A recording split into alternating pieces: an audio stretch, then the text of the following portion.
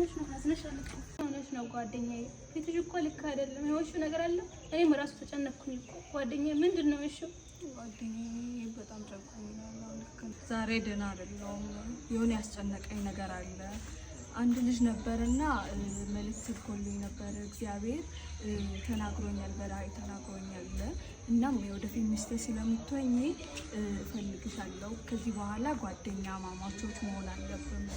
እግዚአብሔር በራእይ ተናግሮኛል እያለኝ ነውና እንዴ ካልኩ እግዚአብሔርን ክብር መቃወም ወይም እግዚአብሔርን ፍቃድ መቃወም ይሆንብኝ ይሆን ብዬ በጣም ጨንቆኛል አይዞሽ እግዚአብሔር አንቺን የሚያስጨንቅ ወይም ትምህርትሽን እንድታቋርጭ ብሎ የሚያስገድድ ነገር የለም ያ ደግሞ መንፈሳዊ ማጭበርበር ነው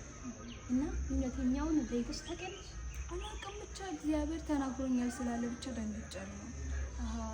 እውነተኛውን እግዚአብሔር የሰላም አምላክ ነው እግዚአብሔር ሰውን አያስጨንቅም እግዚአብሔር ለሰው ልጅ ሰላም ይሰጣል የሰላም አምላክ ነውና ይሄ ደግሞ እግዚአብሔር አንቺ የምትፈልጊውን ደግሞ ያውቃል በፍላጎትሽ ልክ ነው የሚያደርገው እና እግዚአብሔር አንቺን አያስጨንቅም አንቺ በዛ ላይ ደግሞ ጊዜሽ አልደረሰም 7ኛ ክላስ ነሽ አይደል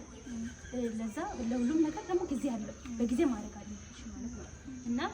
በዛ ላይ ደግሞ የእግዚአብሔርን ድምጽ መስማት አለብሽ እሺ ልክ ነሽ አሁን ገና እንትን አንቺ መተሽ ካወራሽኝ በኋላ እየተረጋጋው ነው መጀመሪያ ላይ እግዚአብሔር ተናግሮኛል እግዚአብሔር ነግሮኛል እግዚአብሔር መንፈስ ነው የነገረልኝ ሲል በጣም ጨንቆኛል ከዓላማዬ ልሰናክል ነው ወይ ከዓላማዬ ልወጣ ነው ወይ የሚል ነገር በጣም ጨንቆኝ ነበርና ልክ ነሽ እግዚአብሔር በራሳ በእኛ ላይ የያዘ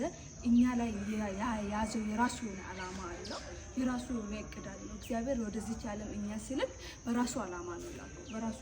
እቅድ ነው ለካ ይላከውና በጣም ስለጨነቀኝ ቢዚ ስለሆንኩ ነበርና ይሄን ነገር አላስተዋልኩም ነበርና እግዚአብሔር የላከውን ዓላማ መፈጸም አለብን ልክ ነሽ አዎ እግዚአብሔር አያጨናንቅም እግዚአብሔር በእኛ ላይ የያዘውን ዓላማ ሳይፈጽም ወደ ሌላ ዓላማ እንድንገባ አይናገርም እሱ ስለተናገረ እግዚአብሔር ነግሮኛል ስላለ ብቻ አምኜ ደንግጬ እግዚአብሔርን ክብር ላላጎድል ፈልጌ ነበርና የተጨነቁት ልክ ነሽ ከዓላማዬ መሰናከል የለብኝም ነበር ስለመከርሽኝና እንደዚህ ስለመለሽ ወደ ሐሳቡ እንድመጣ ስላደረግሽኝ በጣም አመሰግናለሁ አዎ ልክ ነሽ በዛ ላይ ደግሞ መጸለይ ያለብሽ የእግዚአብሔርን ቃል በየዕለት ዕለቱ ማንበብ አለብሽ በዛ ላይ ደግሞ እግዚአብሔር መንፈስ ቅዱስ አንቺ ላይ ይርዳሽ